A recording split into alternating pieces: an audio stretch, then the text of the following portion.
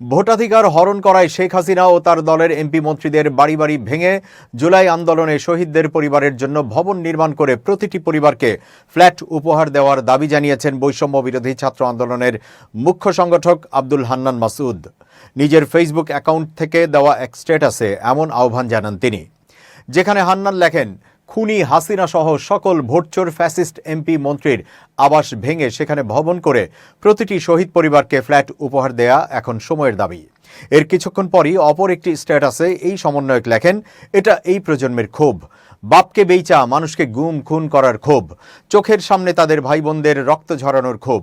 এটা যে কোনো স্বৈরাচারের অত্যাচারীর জন্য বড় শিক্ষা হয়ে থাকবে, যদিও কেউই ইতিহাস থেকে শিক্ষা নেয় না।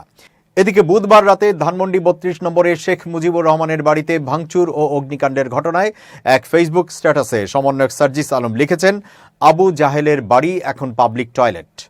একই রকম স্ট্যাটাস দিতে দেখা গেছে ছাত্র আন্দোলনের সমন্বয়ক হাসনাত আবদুল্লাহ ও নুসরাত তাবাসসুমকেও।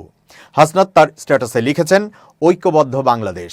নুসরাত লিখেছেন, ৯টা বলে ৮টায় শুরু করার ধিক্কার জানাই, হায়রে মানুষ, ছি সমন্বয়ক ছি।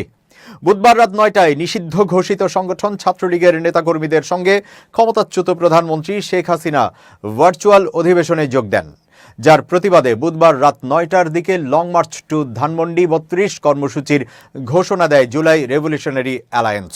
এরপর বিভিন্ন স্লোগান দিয়ে ধানমন্ডির ৩২ নম্বরের বাড়ি ভাঙচুর শুরু করেন তারা।